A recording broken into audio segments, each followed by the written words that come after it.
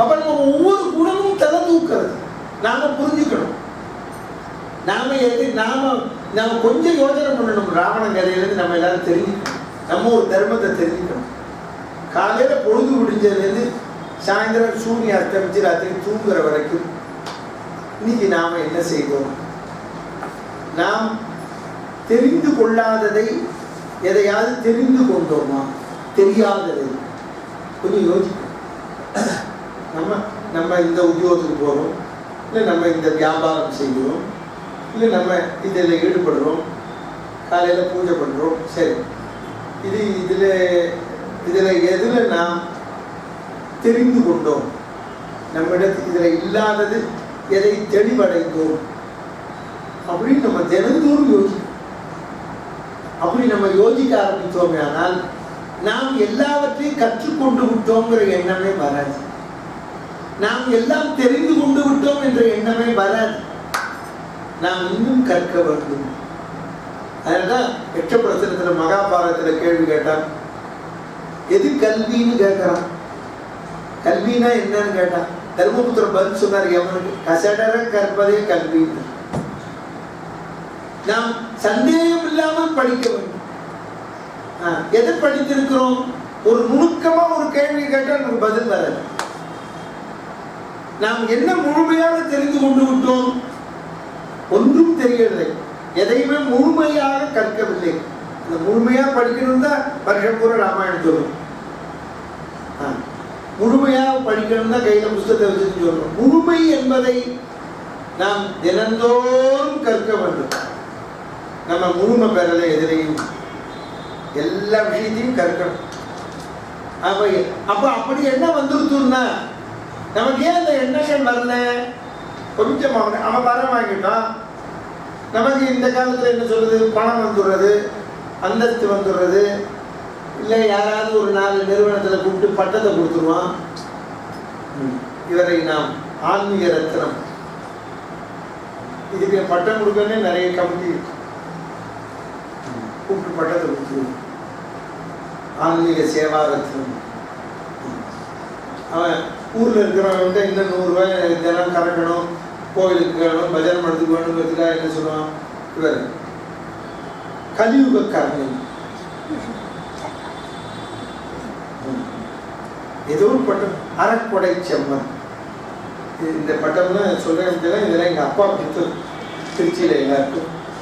இன்னப்போ பட்டத்தை நிறைய அள்ளி தருங்க, அடுத்த திருப்பணிக்கு வாங்க முடியும். இவன் அறக்கொடை செம்மன் எங்கள் அப்பா பட்டத்தை கொடுத்துட்டார் ஒருத்தருக்கு. அவர்கிட்ட அப்புறம் யாரும் ஒரு கமிட்டியில் பணம் வாங்க போனான். ஊர்லேயே இல்லைன்னுட்டாங்க. அப்புறமா எங்கள் அப்பாவுக்கு அவர் ஃபோன் பண்ணுறாரு, நல்ல பட்டம் கொடுத்து எல்லாரும் என்னை பிடிக்க எடுக்கிறாங்க. அதில் எவ்வளோ கஷ்டப்படல பட்டம் கிடைச்சது தம்பட்டாது. அதுதான் இதுக்கெல்லாம் ஆசைப்படக்கூடாது. புரியுது உங்களுக்கு? நம்ம எங்கே போய் விழுறோம் பாருங்க, கீழே விழுந்துருவோம் பாருங்க. அதுதான் முன்னோர்கள் நமக்கு சொல்லி கொடுத்துருக்கா. நாம் தெளிவு பெற்று விடுவோமே ஆனால் சிந்தனை நன்மார்க்கத்திற்கு போகும். தெளிவு பெறாதவர்கள் தான் தான் என்ற அகந்தையில் இருப்பார். அதைத்தான் எங்க வள்ளுவர் சொல்றார், யான் எனது என்னும் செருக்கு செருக்கருப்பான் வானோருக்கு உயர்ந்த உலகம் புகும். யான் எனது.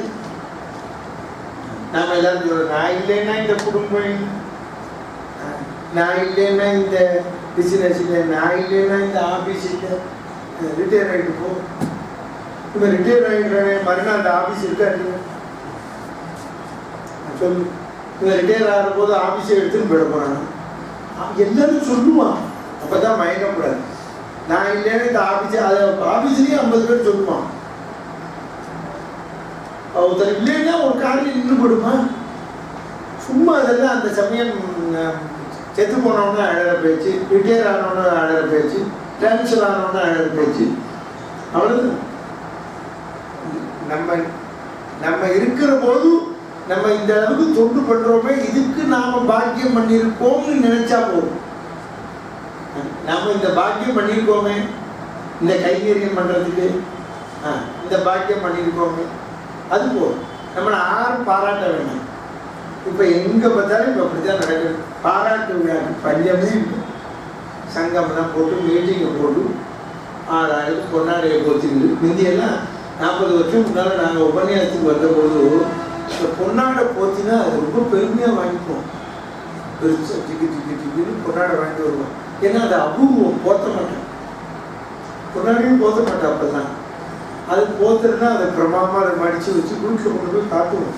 இன்னைக்கு இந்த ஊரில் இதை போத்தினாங்க. ஏன்னா அது அபூர்வமாக இருந்தது. இப்போ பார்த்தா திரும்ப போத்தாங்க. எல்லாருக்கும் போத்தாங்க பொன்னாடை. இப்போ எப்படி இருக்குன்னா இப்போ நிறைய பொன்னாடை போத்துறதுனால எல்லாரும் சங்கம் வச்சு அவாமா போத்திக்கிறாளோ அவாமா என்ன பண்ணுறா, அந்த பொன்னாடையை அயன் பண்ணி வச்சு கல்யாண ரமணை வந்து போத்துக்கணும். கல்யாண ரமணை என்ன பண்ணுறேன், இந்த பொன்னாடையெல்லாம் எடுத்துட்டு போய் பஜனை படத்தில் போத்துக்கிறேன்.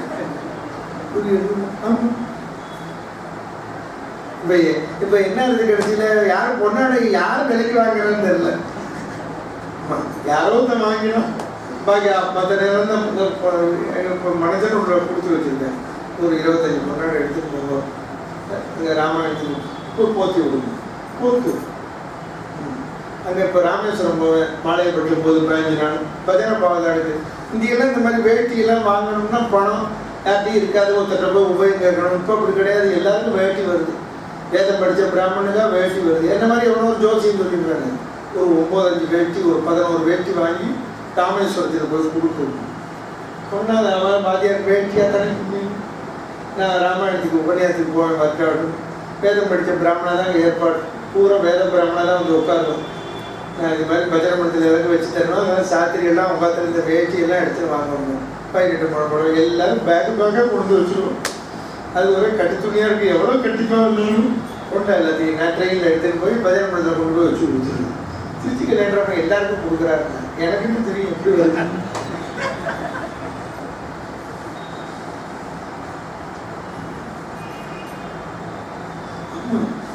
நீ சரி வாங்கியே தெரியும்னு வச்சுக்கோங்க.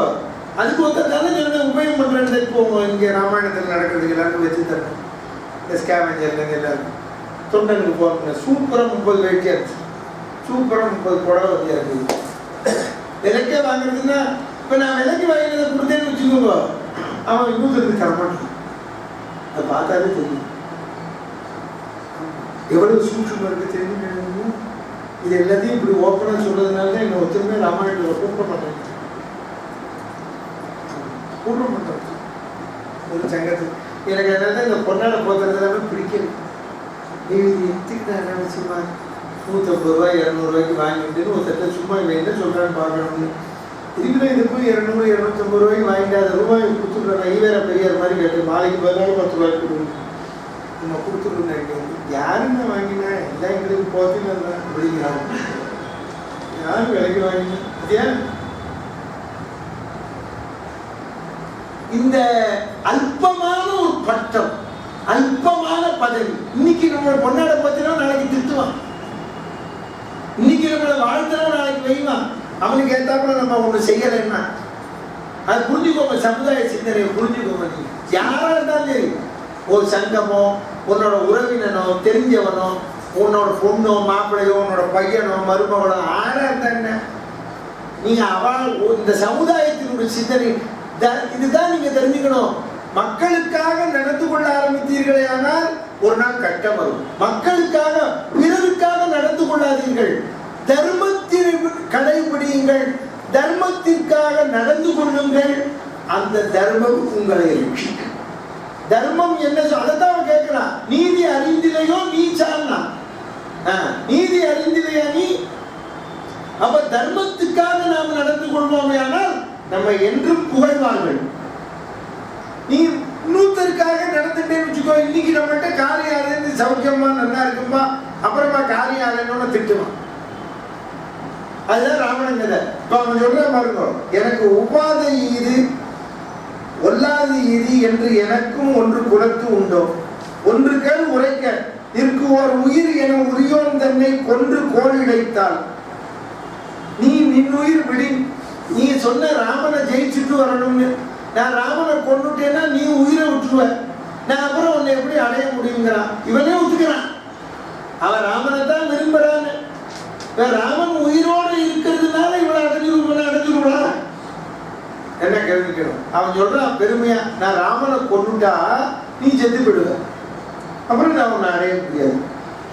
ராமனை கொண்டுட்டா அவன் உயிரை விடுவா, ஒன்னு அடைபடாவதி அவன் உயிரை மாற்றிடுவா. அவன் சொல்றான், அவனே பாருங்க, இன்னும் கூற்றம் கூடும் எந்த ஆறுயிரும் நீங்கும், நானும் என் உயிரை விட்டுருவேன். நீ எப்படி இருந்தாலும் உயிரை விட போற. ஆமா, நானும் என் உயிர் விடும் நீங்கும் என்பதை எண்ணி அன்று நான் வஞ்சகம் செய்தது ஆறு எனக்கு அமரில் நேர்வார். அன்னைக்கு நான் வஞ்சகம் செஞ்சேன், மான அனுப்பினேங்கிறியே. அவள்லாம் அல்ப மனுஷா. அவன் முன்னால நாங்கெல்லாம் சண்டை போடுறதுக்கு எங்களுக்கு வீட்டுல தோத்து போறவங்க பேசுற பேச்சு. நீங்களும் எங்களுக்கு சமமா அப்படி, அதெல்லாம் முடியாதவர்கள் பேசுகின்ற பேச்சு. அல்ப மனிதன் அவன் தான் கேட்டா. அப்ப அந்த கரதூஷணால தோத்து போனால அவன் அல்ப மனிதன் அப்போன்னு கேட்டான். ராமலட்சுமண தோத்து போனால ராமன் ஒத்தனே நின்று ஜெயிச்சானே. இவன் சொல்றான், நான் நயவஞ்சகமா ஏன் மான அனுப்பிச்சு உன்னை தூக்கின்னு வந்தேன்னா, நான் ராமலட்சுமணால ஜெயிச்சு அவளை கொண்டுட்டு உன்னை கொண்டுங்கன்னா நீ உயிரை விட்டுருவேன், நீ உயிரை விட்டு நானும் விட்டுருவேன். அதுக்காக அவளை விட்டு வச்சிருக்கேன். ரொம்ப சாமர்த்தியமா சொல்ற மாதிரி. அப்புறம் மான் என்பது அறிந்து போன மானிடர். எப்படி சொல்றாங்க, மான் என்பது அறிந்து போன மானிடர் ஆவார். மீண்டு யார் என்பது அறிந்தால் மாறார். நான் தான் தூக்கிட்டு வந்தேன்னு தெரிஞ்சாலே அந்த மனுஷன் வரமாட்டேன். என்கிட்ட பயம் எல்லாருக்கும். இதெல்லாம் அம்மா கேட்டு முட்டாள். இந்த கதையெல்லாம் நேற்றோட சொல்லிட்டேன். நான் ஒரு நாள் ஆச்சு மேல உட்காந்துட்டேன். பார்த்தீங்களா, இவன் தற்பெருமை பேசி என்னை யாரும் ஜெயிக்க முடியாது சொல்றானே. அன்மார் உட்கார்ந்துருக்காரு. இதுவே அவனுக்கு தெரியாது. இதுதான் இந்த உலகத்துல தெரிந்து கொள்ள வேண்டும். இவன் எப்பொழுது ஒருத்தியை சிறை வைத்தானோ இவர்களால் நமக்கு ஆபத்து வருமே. இதே ராமாயணத்துல ஒண்ணு நடந்ததை சொல்றேன். பாலிய சுக்ரீவன் சண்டைக்கு கூட்ட உடனே பாலி கொண்டாடி தார தடுத்தா, சண்டைக்கு போகாதீங்கோ, உங்கள் தம்பி இன்னைக்கு சண்டைக்கு வந்திருக்கான்னா துணையோட வந்திருக்கிறதா செய்தி காதல கேட்டேன். அவதான் கெட்டிக்காரி. புருஷனோட சண்டை போட்டுட்டு போன சுக்ரீவன் தனியா போன கெட்டிக்கார அனுமாரோட போனால் அவனால ஏதாவது ஆபத்து வரும்னு ஒற்றர்களை வச்சு விசாரிச்சுட்டு இருக்கான் கெட்டிக்கார பொண்டாட்டி. அவன் சொல்றா, உன் உயிர் போடலுக்கு ராமன் என்பவன் இன்னுயிர் அமைந்து வந்தான் என்று துண்ணிய அன்பினர் சொன்னார் என்பதை அங்க பார்த்தோம். நமக்கு வேண்டியப்பட்டவா சொன்னா, உன் உயிரை எடுக்கிறதுக்கு ராமனை துணைக்கு சேர்த்துன்னு வந்திருக்காங்க அப்படின்னா தார எந்த அளவுக்கு சுக்ரீவனோட நடவடிக்கையை கவனிக்கணும். ஏன் கவனிச்சா, தன் புருஷனுக்கு இவன் தான் விரோதி, இவனால ஆபத்து வராம இருக்கணும்னு தினந்தோறும் ஒற்றர்களை வச்சு விசாரிச்சா. அவன் கேட்கலை, சண்டைக்கு போனான், செத்து போனான். இவனுக்கு தன்னை யாரும் வெல்ல முடியாது, தன்னை யாரும் ஜெயிக்க முடியாது, இந்த சமுத்திரம் தாண்டி வர முடியாது, அகழி தாண்டி வர முடியாது என்ற சுய பெருமையோடு மனிதன் என்றால் தன்னை கண்டா பயப்படுவாங்க. இதுலயே இருக்கா. அந்த ராமலட்சுமணர்கள் தூக்கி வந்த பிறகு என்ன செய்கிறார்கள் என்று ஒற்றர்களை வச்சு விசாரிக்கலை தோற்று போனான். நீங்க ஒன்று தெரிஞ்சுக்கணும், நாம செய்யற காரியம் தான் கெட்டிக்காரத்தனம் என்று எவன் எண்ணுகிறானோ தோற்று போவான். நாம செய்யற காரியத்தை கொஞ்சம் யோசிக்கணும், செஞ்சது கரெக்டா. நம்ம அதுல ஏன் யோசிக்க மாட்டான்னா, இந்த துன்மார்க்கத்துக்கு போறவா யோசிக்க மாட்டோம், சன்மார்க்கத்துல இருக்கிறவா தான் யோசிப்போம்.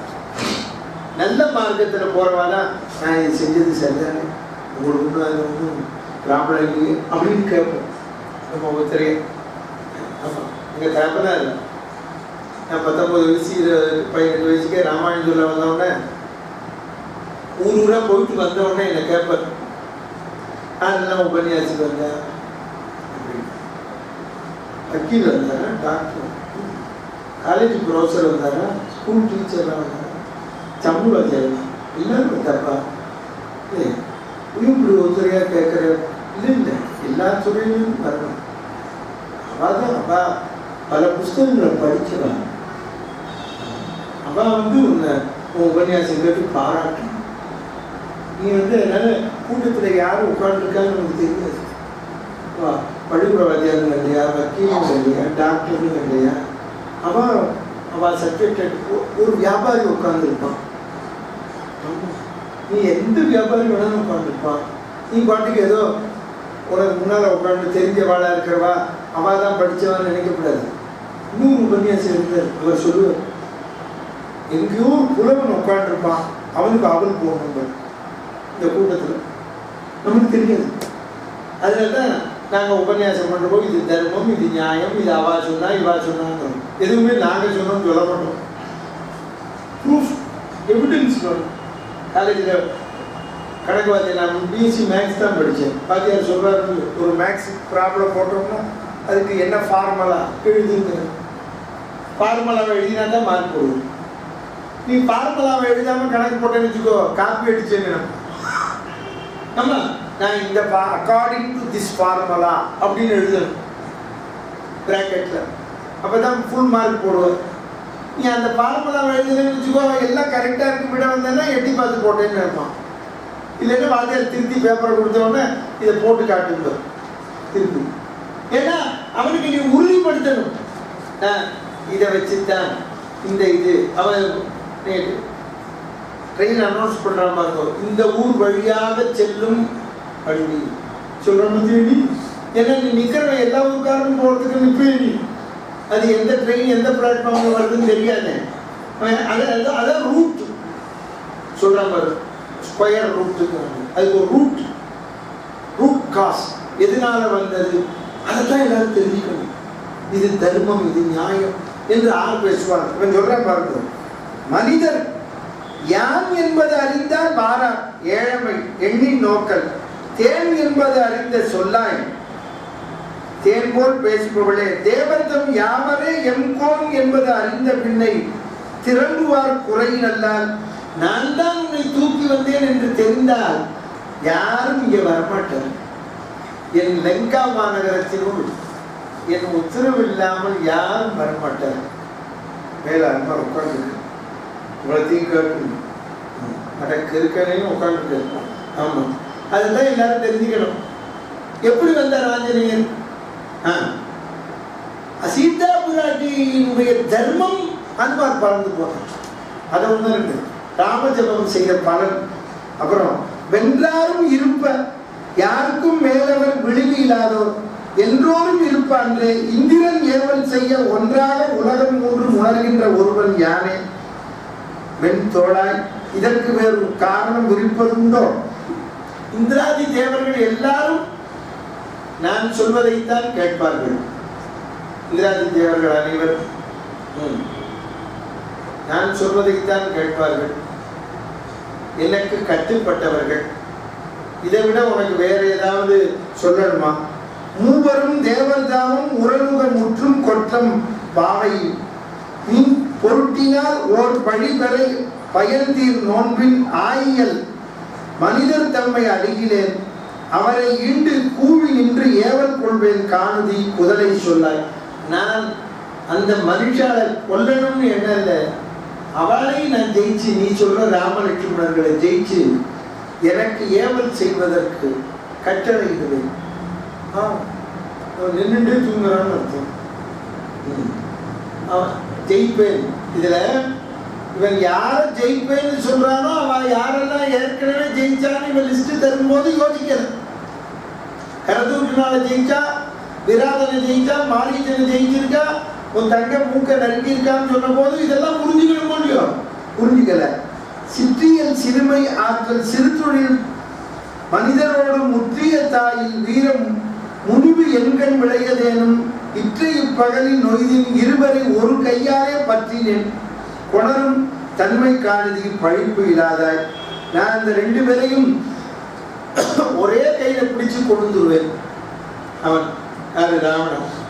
இதெல்லாம் நீங்க இதெல்லாம் கேட்டுக்கணும்.